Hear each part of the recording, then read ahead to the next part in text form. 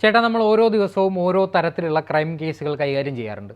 ഇന്ന് നമ്മൾ പറയാൻ പോകുന്നത് ചെവിത്തിയാൻ സെബാസ്റ്റ്യൻ എന്ന തിരുവനന്തപുരം സ്വദേശിയായ നമ്മളാരും അധികം കേട്ടിട്ടില്ലാത്തൊരു അണ്ടർ റേറ്റഡ് സൈക്കോയെക്കുറിച്ചാണ്. ഇത്തരത്തിലുള്ള വൈകൃത സ്വഭാവമുള്ള ആളുകൾ നമുക്കിടയിൽ ഇപ്പോഴും ജീവിക്കുന്നുണ്ട് എന്നൊരു ബോധ്യം സമൂഹത്തിൽ സൃഷ്ടിക്കുക എന്നതൊക്കെ കൂടിയാണ് നമ്മൾ ഇത്തരത്തിലുള്ള ചർച്ചകൾ തിരഞ്ഞെടുക്കുമ്പോഴുണ്ടാകുന്ന കാരണങ്ങൾ. അപ്പോൾ ചെവിത്തിയാൻ സെബാസ്റ്റ്യൻ്റെ ക്രൂരതകളുടെ കഥകളാണ് നമ്മളിന്ന് പറയുന്നത്. നമ്മുടെ കേരളത്തിലെ കുട്ടികൾക്ക് എതിരായിട്ടുള്ള അതിക്രമത്തിൽ ഏറ്റവും വലിയ ശിക്ഷ നേടിയ ആളാണ് ചെവിത്തിയാൻ സെബാസ്റ്റ്യൻ. അതായത് വധശിക്ഷയ്ക്ക് താഴെയുള്ള ഏറ്റവും വലിയ ശിക്ഷാവിധി നേരിടുന്ന ആളാണ് ചെവിത്തിയാൻ സെബാസ്റ്റ്യൻ. ചെവിത്തിയാൻ്റെ കഥ തുടങ്ങുന്നത് 1996 1996 ജാനുവരി മാസം 19 തിരുവനന്തപുരത്തെ തമ്പാനൂർ റെയിൽവേ ട്രാക്കിൽ കാർത്തിക എന്ന് പറയുന്ന ഒരു കുട്ടിയുടെ ബോഡി കിട്ടുന്നു. അവിടെ നിന്നാണ് ഈ കഥ തുടങ്ങുന്നത്. ആ കുട്ടിയുടെ ബോഡി അതൊരു നാടോടി സ്ത്രീയുടെ കുട്ടിയുടെ ബോഡിയാണ്. അതൊരു നാടോടി സ്ത്രീയാണ്, നാടോടി കുടുംബത്തിൽപ്പെട്ട കുട്ടിയാണ്. അത് 18 ഈ കുട്ടി അതിൻ്റെ അമ്മയ്ക്കൊപ്പം രാത്രിയിൽ ഉറങ്ങാൻ കിടന്നതാണ്. 19 രാവിലെ ഈ ബോഡി റെയിൽവേ ട്രാക്കിൽ കിടക്കുന്നത്. അപ്പോൾ റെയിൽവേ ട്രാക്കിൽ കിടക്കുന്ന ബോഡി ട്രെയിൻ കയറി ഇറങ്ങിയ ബോഡിയല്ല, 2 പാളങ്ങൾക്കിടയിൽ ഈ ബോഡി കിടന്നു എന്നുള്ളതാണ് ക്രൈം ഹിസ്റ്ററി. അപ്പോൾ ഈ കുട്ടിയുടെ ബോഡി എടുത്ത് പരിശോധിക്കവേ ഇത് ഉപയോഗിക്കപ്പെട്ടിട്ടുണ്ട്, ഈ കുട്ടിയെ ഉപദ്രവിച്ചിട്ടുണ്ട് എന്നുള്ളത് മനസ്സിലായി. പക്ഷേ ഇത് ആരാണ് ചെയ്തത് എന്നുള്ളത് കണ്ടെത്താൻ സാധിക്കുന്നില്ല. രാത്രി കാലമാണ്, 1996 ഏതാണ്ട് 10-20 വർഷം മുമ്പുള്ള കാലഘട്ടം. അപ്പോൾ 10-30 വർഷം മുമ്പുള്ള കാലഘട്ടം. അപ്പോൾ ആ സമയത്ത് ഇത് കണ്ടെത്താനുള്ള മാർഗങ്ങൾ ഒരു ഓഫീസറുടെ ബുദ്ധി അനുസരിച്ച് മാത്രമേ, ശാസ്ത്രീയമായ പരിശോധനകൾക്കൊക്കെ പരിമിതി ഉണ്ടായിരുന്ന കാലഘട്ടം. CCTV ഒന്നും ഇല്ലല്ലോ. അപ്പോൾ അങ്ങനെയുള്ള ഒരു പ്രശ്നം കാരണം, പ്രത്യേകിച്ചൊരു നാടോടി പെൺകുട്ടിയും കൂടിയാണ്. അതുകൊണ്ട് വലിയ പ്രാധാന്യം ആ കേസിന് അന്ന് ലഭിച്ചില്ല. പത്രങ്ങളിലൊക്കെ കോളം വാർത്തകളിൽ കുറച്ച് ദിവസം വന്നുപോയൊരു വാർത്തയ്ക്കപ്പുറം അതിന് പ്രത്യേകിച്ചൊന്നും സംഭവിക്കുന്നില്ല. പിന്നീടാണ് 2003 ജൂൺ മാസം 24 അവിടെ ജിൻസി എന്ന് പറയുന്ന ഒരു കുട്ടിയുടെ ബോഡി കടലിൽ നിന്ന് കിട്ടുന്നു. ജിൻസി അത് കഠിനംകുളം പുതുക്കുറിച്ചിയിലുള്ള ഒരു 6 വയസ്സുകാരിയാണ്. അതും ഇതുപോലെ അമ്മയ്ക്കൊപ്പം തലേദിവസമല്ല, ഒരാഴ്ചയ്ക്ക് മുമ്പ് ഉറങ്ങാൻ കിടന്ന കുട്ടിയാണ്. ആ കുട്ടിയുടെ ബോഡി, ആ കുട്ടിയെ കാണാനില്ല എന്ന് പറഞ്ഞൊരു പരാതി കിട്ടിയിരുന്നു. ആ പരാതിയുടെ അടിസ്ഥാനത്തിൽ പോലീസ് വലിയ രീതിയിലുള്ള അന്വേഷണം നടത്തി വരവെയാണ് ഈ ബോഡി കരക്കടിയുന്നത്. കിട്ടിയ ബോഡിയും ഇതേപോലെ കൊണ്ടുപോയി പോലീസ് പരിശോധിച്ചപ്പോൾ നേരത്തെ പറഞ്ഞ കാർത്തികയുടെ അതേ അവസ്ഥയാണ് ഈ ജിൻസിക്കും സംഭവിച്ചിരിക്കുന്നത്. അപ്പോൾ പോലീസ് വലിയ ആശങ്കയിലായി. ആശങ്ക എന്ന് വെച്ച് കഴിഞ്ഞാൽ പലതരത്തിലുള്ള അന്വേഷണം നടത്തി, കടപ്പുറത്ത് ഉള്ള ആളുകളുമായി കേന്ദ്രീകരിച്ചുള്ള ചോദ്യം ചെയ്യൽ നടന്നു, ആരൊക്കെ വന്നുപോയി എന്നുള്ള ചോദ്യം ചെയ്യൽ നടന്നു. ഇത് ഏതാണ്ട് കിലോമീറ്ററുകൾക്ക് അപ്പുറം എറിഞ്ഞ ബോഡി ഇപ്പുറം വന്ന് അടിഞ്ഞിരിക്കുകയാണ്. അതാണ് സംഭവിച്ചിരിക്കുന്നത്. അപ്പോഴും പ്രതി ആരാണെന്ന് അറിയാൻ സാധിക്കുന്നില്ല. വീണ്ടും ഒരു സംഭവം ഉണ്ടാകുന്നു. അതാണ് 2005 ഓഗസ്റ്റ് മാസം 2 ഉണ്ടാകുന്ന സംഭവം. അവിടെ എം കനാലിൻ്റെ അവിടെ, അതായത് പൊഴിയൂർ ഫിഷർമാൻ കോളനിക്കടുത്ത് AVM കനാൽ, അതിൽ ഒരു ബോഡി കിടക്കുന്നു. അതൊരു 2 വയസ്സുകാരിയുടേതാണ്. ഈ കുഞ്ഞിൻ്റെ ബോഡി അവിടെ കിടക്കുന്നു. ഈ കുഞ്ഞിനെ പോലീസ് കൊണ്ടുപോയി പരിശോധിച്ചു. അന്നത്തെ CI ആയിട്ടുള്ള P രഘു, അദ്ദേഹമാണ് ഈ കേസിൽ, പാറശാല CI ആയിട്ടുള്ള P രഘു ഈ കേസ് ഏറ്റെടുക്കുന്നു. അദ്ദേഹം ഈ ബോഡി കൊണ്ടുപോയി പരിശോധിച്ചു, ഫോറൻസിക് റിപ്പോർട്ട് തേടി. ഫോറൻസിക് വിദഗ്ധർ പറഞ്ഞു ഇത് ക്രൂരമായിട്ടുള്ള ഉപദ്രവം ഈ കുട്ടിക്ക് ഏറ്റിട്ടുണ്ടത്. അത് പൊഴിയൂർ ഫിഷർമാൻ കോളനിയിൽ അമ്മ സിൽവാറാണിക്കൊപ്പം കിടന്നുറങ്ങിയതാണ് 2 വയസ്സുകാരിയായിട്ടുള്ള ഷെമി. അതിൻ്റെ ബോഡിയാണ് കിട്ടിയത്. തുടർന്ന് പോലീസ് വ്യാപകമായിട്ടുള്ള അന്വേഷണം നടത്തിക്കൊണ്ടിരിക്കവേ ഒരാളൊരു മൊഴി കൊടുത്തു. അന്നേ ദിവസം പുലർച്ചെ ഏതാണ്ട് 3 മണിയോടുകൂടി ഞാൻ ഒരാളെ നടന്നു പോകുന്നത് കണ്ടു എന്നുള്ളതാണ് മൊഴി. അങ്ങനെ ഒരു ഐഡൻറ്റിഫിക്കേഷൻ പരേഡ് നടത്തി. സംശയിക്കപ്പെടുന്ന ആ സമയത്ത് അതുവഴി കടന്നുപോയ ആൾക്കാരെയെല്ലാം ഈ P രഘു എന്ന് പറയുന്ന ഉദ്യോഗസ്ഥൻ വിളിച്ചു നിർത്തി ഒരു പിന്നെ ഐഡൻറ്റിഫിക്കേഷൻ പരേഡ് നടത്തിയപ്പോൾ മരിയാകുലം എന്ന് പറയുന്ന ഒരാൾ ഒരു മൊഴി പറഞ്ഞു. ഇതാണ് പ്രതി, അതാണ് ഈ പറയുന്ന ചെവിത്തിയാൻ സെബാസ്റ്റ്യൻ. ചെവിത്തിയാൻ സെബാസ്റ്റ്യനെ തിരിച്ചറിഞ്ഞു. തുടർന്ന് പോലീസ് പിന്നെയും അന്വേഷണം നടത്തിയപ്പോൾ ഈ സാഹചര്യത്തിൽ ഇയാളെ, ഈ സംഭവ സ്ഥലത്തിന് പരിസരത്ത് ഇയാളെ കണ്ട മറ്റ് 2 പേർ കൂടി മൊഴി പറഞ്ഞു. അതൊന്ന് ലെനിൻ, 2 ജോർജ്. ഈ മൊഴികളെല്ലാം തിരുവനന്തപുരം അഡീഷണൽ സെഷൻസ് കോടതി 2 വിശ്വാസത്തിലെടുത്തു. വിശ്വാസത്തിലെടുത്തതിനെ തുടർന്ന് 2007 മാർച്ച് 13 ഇയാൾക്ക് കുട്ടികൾക്കെതിരായിട്ടുള്ള അതിക്രമത്തിൻ്റെ പേരിൽ വധശിക്ഷ വിധിച്ചു. കോടതിയും പോലീസ് കണ്ടെത്തിയത് ചെവിത്തിയാൻ സെബാസ്റ്റ്യൻ്റെ രീതി രാത്രികാലങ്ങളിൽ ഇങ്ങനെ കറങ്ങി നടക്കുക, രാത്രികാലങ്ങളിൽ ഇറങ്ങി നടന്ന ശേഷം ഇതുപോലെ അമ്മയ്ക്കൊപ്പം ഉറങ്ങുന്ന കുട്ടികളെ കണ്ടെത്തുക, അവരെ എടുത്തുകൊണ്ട് പോവുക, ഉപദ്രവിക്കുക എന്നുള്ളതാണ്. അന്ന് കണ്ട ഒരു വലിയ പ്രത്യേകത, ഈ കേസിലെ, അതായത് നമ്മുടെ ഷെമിയുടെ കേസിൽ 30 മുറിവുകൾ, ഷെമി എന്ന് പറഞ്ഞാൽ അതിൻ്റെ യഥാർത്ഥ പേര്, വീട്ടിൽ വിളിക്കുന്ന യഥാർത്ഥ പേര് ശാലിനി എന്നായിരുന്നു. അപ്പോൾ അതിൻ്റെ ശരീരത്തിൽ 30 മുറിവുകളുണ്ടായിരുന്നു.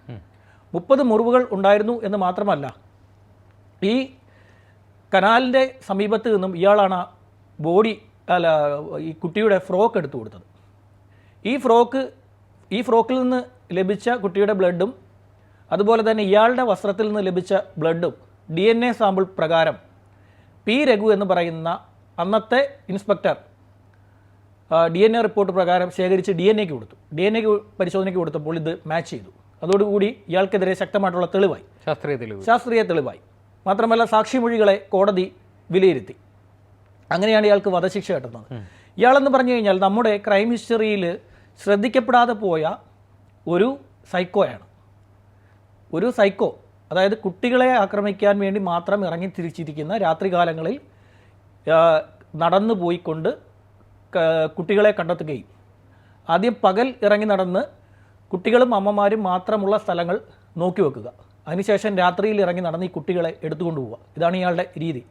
ഇയാൾ ടീഷർട്ടും പാൻറ്റും ധരിച്ചായിരുന്നു ഇയാളുടെ സഞ്ചാരമെന്നാണ് ക്രൈം ഹിസ്റ്ററിയിലുള്ളത്. എനിക്ക് തോന്നുന്നു അധികമൊന്നും ഇയാളെക്കുറിച്ച് ചർച്ച ചെയ്തിട്ടില്ല, അധികം എവിടെയും ഇയാളെക്കുറിച്ച് ചർച്ച ചെയ്തിട്ടില്ല.